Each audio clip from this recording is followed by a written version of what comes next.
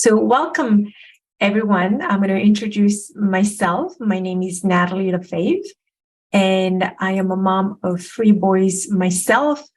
And I also help parents manage their triggers and their emotions, especially when their buttons are being pushed, which is what we're going to be talking about today. It's mastering the art of staying calm when our buttons are being pushed. And we all go through this as parents. I don't know one parent who can say, oh, this never happens to me. I know it happens to all of us. And today, this is what I wanted to share with you because I used to get triggered a lot myself, especially when I started my homeschool journey with my boys. And it wasn't pretty. And so I knew that there was something going on that I needed to change. And I went on that journey of figuring out, of understanding what is happening when my buttons are being pushed and why I was reacting with so much anger, frustration, hurt, and so on, which wasn't helping me, but also not helping my boys at the end of the day. So this is why I'm here to share this information with you so it can help you understand what is really going on. I'm going to share also the in the moment strategies when you're triggered, as well as what are the preventive strategies that you can also put in place to help you master the art of staying calm most of the time when you're getting upset, when your buttons are being pushed, when you feel like you don't know what to do in those moments. So if you are, again, live with me, please put it in the chat. If you can hear me well, I would like to know that you can hear me well before I get started. And if you're also watching live, let me know where you're tuning from. Like I said at the beginning, I'm just outside Toronto, Canada here. So we are in spring, but it doesn't feel like spring yet. So let me get started right away because I know some of you want to be effective with your time. When it comes to what is happening when our buttons are being pushed, there are three components that we need to be aware of that are present when our buttons are being pushed. So the first one is the event that is upsetting us. Seeing our child engaging in a behavior or not engaging in the behavior that we want them to, that may be your trigger. Right after the event happens, we put a meaning to the event. That's the second component. We make it mean something. And then the third component is depending on the meaning that we put to what is happening or not happening with our child, it brings up certain emotions. And again, depending on the emotions that's coming up, then we react a certain way. And I know most of you, that's what's problematic. You're feeling a certain way and then you react. You don't want to react with a lot of anger, with rage or whatever it is anymore. And you're wanting to fix that. You don't want those buttons to be pushed all the time and the reactive behaviors to continue to happen because it's disturbing. I know not only for you, but also for your children. At least I know that's how I felt. So let me go back and give you the example of an example so you can understand a little bit more deeper as I explain the situations when our buttons are being pushed, and then I'll get into the strategies. So when we are upset, we always assign a meaning to what is happening or what didn't happen. And that goes if we're upset with our children, or we're also upset with our spouse or partner or friend or anybody else for that matter.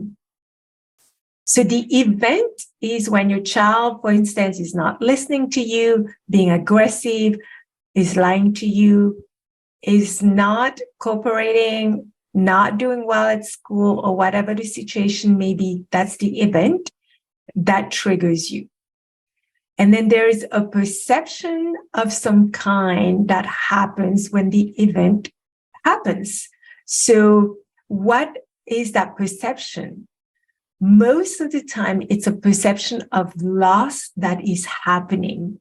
And know that that perception of loss, it's something that's happening on a subconscious level, meaning you're not aware of it, but in the background, that's the story that you're telling yourself.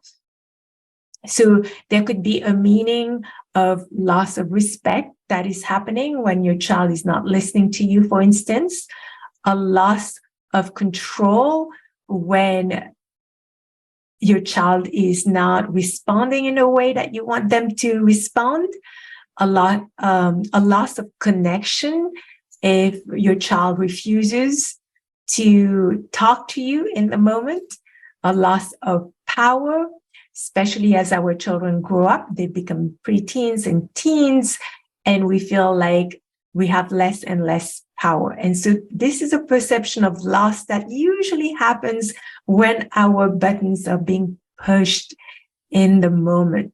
And then that brings up the emotion. And the emotion, we label them as negative emotion, but there's no such thing as positive or negative emotion.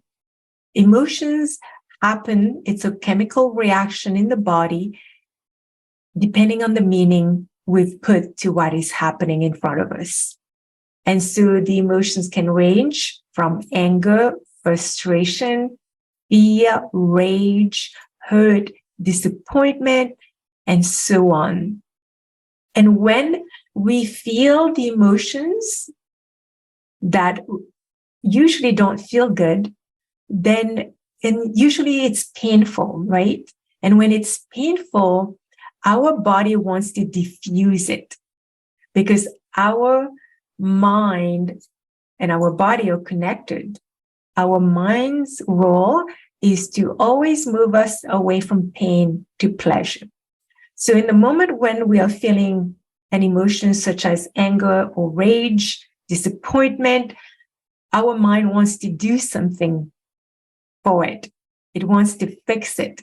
So then it will engage into a reaction and action that will help diffuse what we're feeling. And that's when we engage in those behaviors that we as parents often regret after or that we're not proud of, such as raising our voice, yelling, punishing, slamming the door, lecturing our child, giving the silent treatment, whatever it is that you usually do when your buttons are being pushed. You all know what are those reactions that you're wanting to change. And perhaps that's why you're listening to me right now.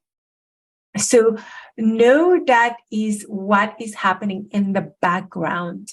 And I'm not going to go into much more details than this. If you want more information, I'll be happy to have a chat with you and use your examples to go deeper. And so that's not a problem if you're wanting to do that. But just to keep the live on point now, I'm going to delve into the in-moment strategies that needs to be there, right? So that you're wanting to help you to master that art of staying calm. So first, when the event happens, so your child engages in a behavior or not engaging in a behavior, whatever the case may be, your body is triggered. And so notice the alert. The alert, when you're triggered, you'll feel it in your body. That's the first sign you're going to get. Maybe you're not aware of it, but I guarantee you, if you pay attention next time your child pushes your button, you'll notice, what is it? How does your body respond in the midst of getting upset?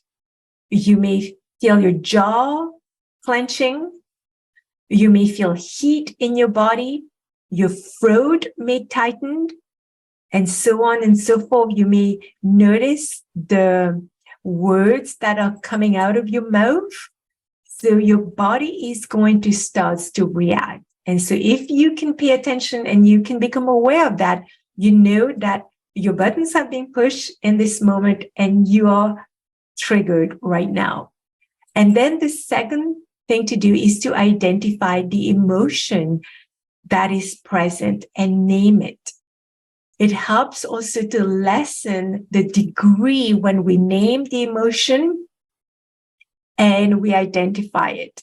And we can also use vocabulary that will lessen the intensity and not letting the emotion get out of control, meaning it's getting deeper and more frustrating, for instance, and the emotions getting louder and louder and taking control over you. So, for example, if you're angry, you can say, I'm a little angry right now. I'm a little disappointed. I'm a little bit hurt right now when I see you do this or don't do this, right? And for me, what really works is that I say it out loud, not only for me to hear it and to know that, okay, I'm getting upset and I need to do something about it right now. And also for my children to also know that what is going on with me. So we are constantly mirroring to our children what to do underneath whenever there's a circumstance that's happening. And in this case, when we are feeling emotions, if we name it and we identify it and we're saying it out loud, we are also showing our children how to manage and regulate their own emotion because they learn by watching us. So that's number 2. Number 3 is to take a moment to breathe in that moment and accept that the emotion is present right now. It's already there. We feel it in our bodies. And also to know that whenever we feel an emotion, it's there to give us a message. Our body, when we feel emotion, is communicating with us. It's giving us a message. Our body is trying to tell us something important. And usually what we label as a negative emotion, because we're not feeling good, it's not feeling like, when you're happy, when you're sad, it's different, right? So you know the difference. So usually when those kind of emotions where we don't feel good is present, what it's saying is that what I'm believing about the meaning that I've assigned to how my child is pushing my buttons, what they're doing or not doing, that meaning that I've assigned is usually not true, right? So my perception of what is happening in this moment, that perhaps my child is not listening to me, so therefore they're not respecting me, and so on and so forth, that meaning that I'm putting to it is actually not true, right? So in the moment when we're angry, we're disappointed, we're hurt, we've assigned a meaning already. And usually when the emotion that doesn't feel good comes up, it's telling us that the meaning is not right. It's not true. So then number 4, what we can do is become curious about the message that we're getting from the emotion that's present, right? So know that when our child is pushing our buttons, they're not doing it because they want to upset us. That's how we perceive it, because we feel the negative emotion, but the negative emotion, and again, I'm saying negative quote unquote here because there's no such thing as negative emotion, but that emotion that's present is there because we've assigned the wrong meaning to it. It's not our child that's causing us to feel this way, right? They maybe do something, yes, that is then making us assign a meaning to it. And that meaning is what's problematic in the moment. So then know that when our children are pushing our buttons, usually they're communicating to us. It's a way for them to communicate with us. So, two things about communication: it can be a loving response or it's a cry for help. And in this case, when kids are pushing our buttons, what is that going to be? It's a cry for help. They need our help and they need our attention. And it has nothing to do with them, for instance, that they're not respecting us, that they want to have control over us, or that they are taking advantage of us, right? Which is usually what we're perceiving in those moments, but that's not what is happening. When our children are pushing our buttons, they are wanting attention, and they are wanting attention because they don't know what to do, or they need help with something, they need help to process something, and so on and so forth. And it's our duty then to attune and to see what's going on, what we can help them with. So know that the message when we feel negative emotion, when our children push our buttons, is that they're not doing it to make us feel bad. It's not about us. And let's not take it personal. It has to do with something that they're feeling, experiencing, that they need help with. And then number 5, once you've reframed this, you'll see that your emotions are not going to heighten up. They're actually going to go down the scale. So number 5 is to reassure ourselves that we can handle the situation that's arising right now.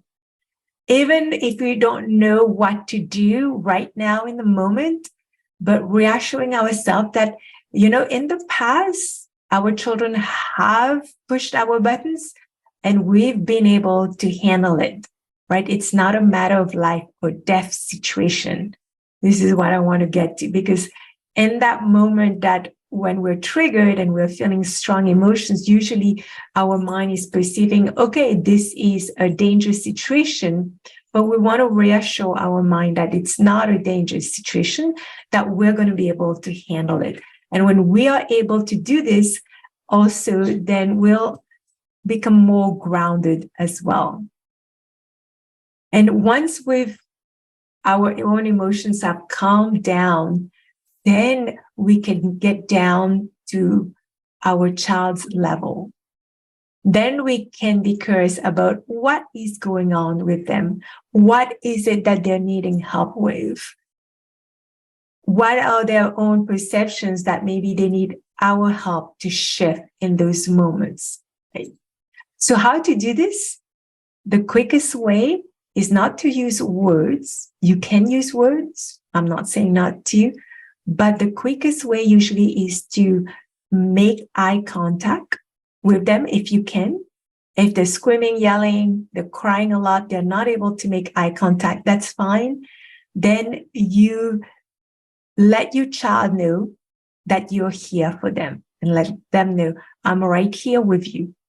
You can provide comfort with touch, rubbing their back, hugging them, holding them, and just be there to hold them physically and emotionally, and keep reassuring them that it's okay.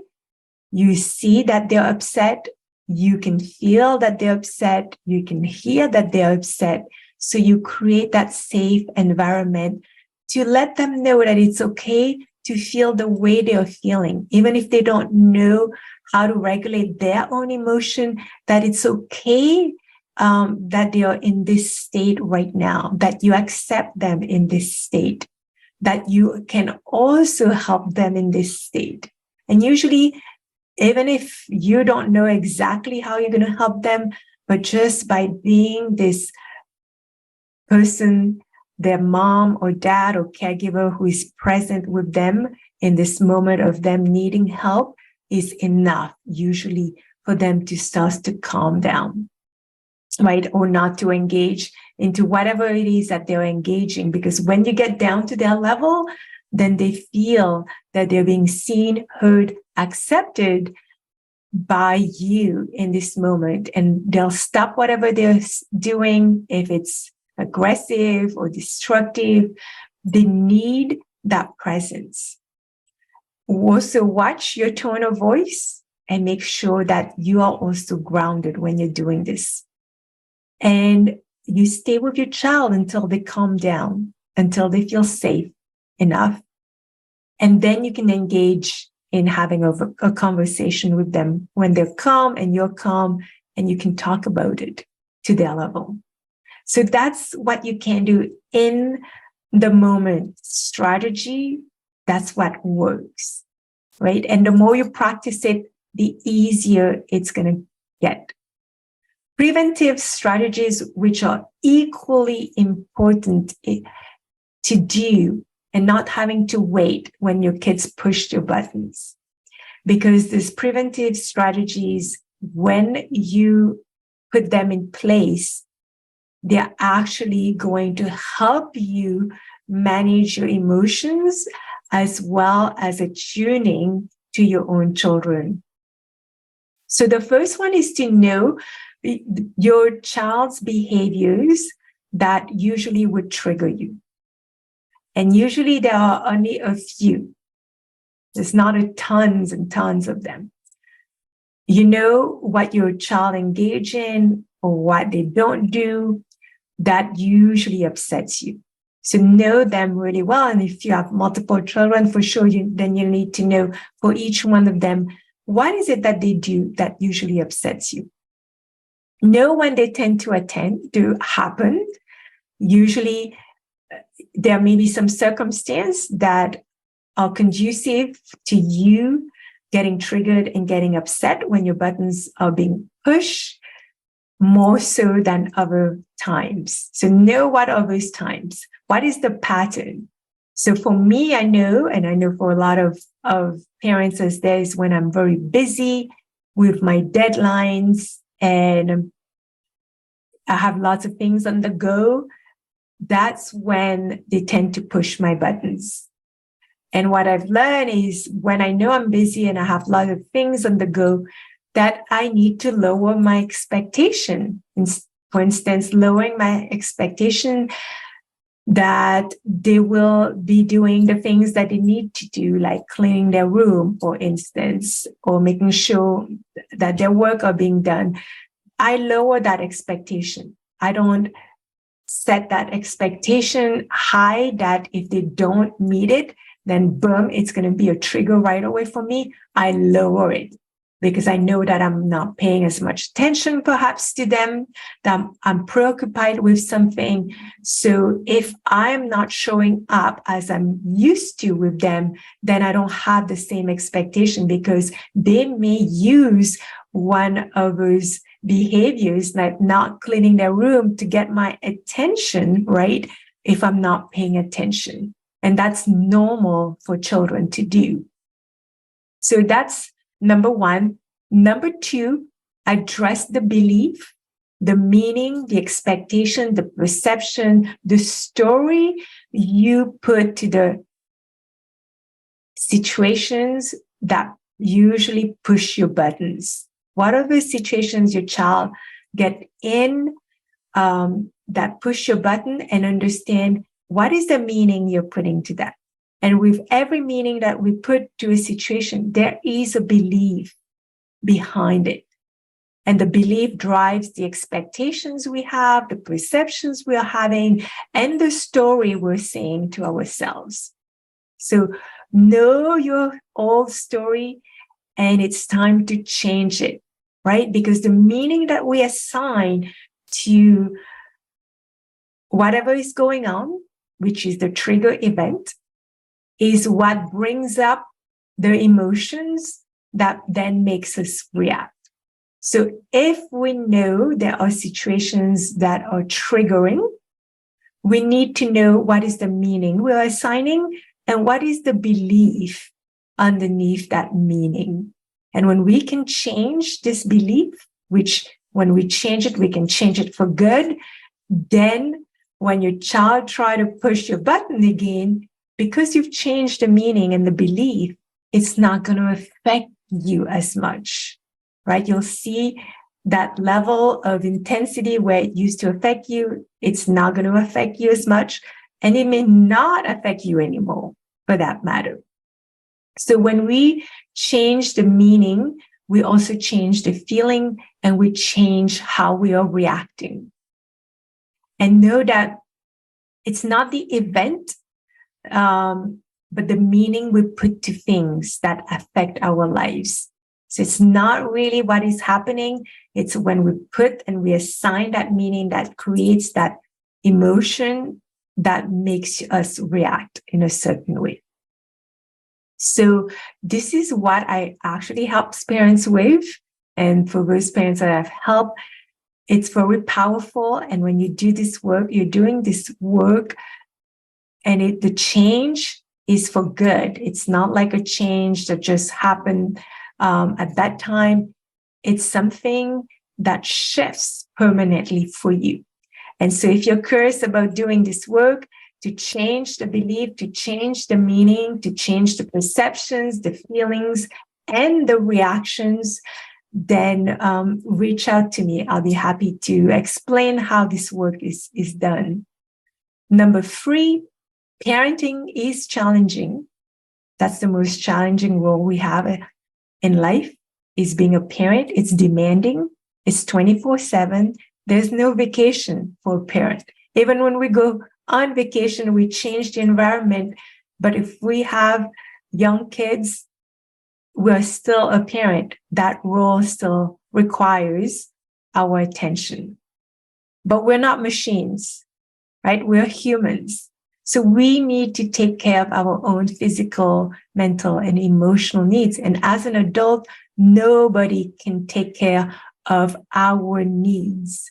So it's our duty and responsibility to take care of ourselves. And I know a lot of people out there, when we talk about self-care or self-love, they go like, this is BS, right? Why? How can I fit this time? But it's not. It's about filling your tank. And it's important to fill your tank and not run on empty, because your children's needs are always going to be there. And as parents, we have the duty and the responsibility to attune and meet our children's needs, so then they don't push our buttons so much. So if you can see what I'm saying right now, and if that's making sense to you, then it also makes sense that we need to take care of our physical, emotional, and mental needs. Meaning we need to eat well, exercise, move, connect with nature, do the things that also brightens our spirit and not just draining our energy, because we have a lot of responsibilities that drain us. And we need to also balance this with activities that's going to nourish us and give us the capacity to parent. Otherwise, we get depleted, we get overwhelmed, we get stressed, we burn out, especially when we have many responsibilities. If we're a working parent, we own our business, and so on and so forth. We need to take care of parents, of grandparents, any one of those other responsible added to being a parent means that we have to make sure that we're taking care of ourselves. Because if we don't, this will set us up to get triggered more easily when we're depleted, when we're overwhelmed, when we're stressed, when we're burnt out. Would you not agree with me? So the state that we're in the moment, when our children are pushing our buttons, that state is important, right? Because if I'm overwhelmed and tired and depleted, the meaning that I'm going to assign to what my child is doing or not doing, it will not be a good meaning, right? Then if I'm in a good state and I'm feeling good about myself, I'm more patient. If my child is pushing my button, I may not give that same meaning that's going to bring up the intense emotion, right? So when we're depleted, we no longer have the capacity to parent. It's a recipe then for our kids to push our buttons from right, left, and center. Why? Because when we don't have the capacity to parent, to be present, to attune, and to meet the needs of our kids most of the time, what do? Well, they push our buttons because their needs are not being met, right? So it goes in a circle. So then attending to ourselves, I can't emphasize on how important it is for us to do consistently and regularly, putting gas in our tank. When we feel good, we're more patient, we're more understanding, we have more capacity to handle challenges, right? So making sure we are doing that most of the time, and it doesn't have to take a long time to care for our needs. We can take 10, 15 minutes, go for a walk, listen to the music we like that's going to calm us down, close our eyes, stay in silence. Whatever works for you.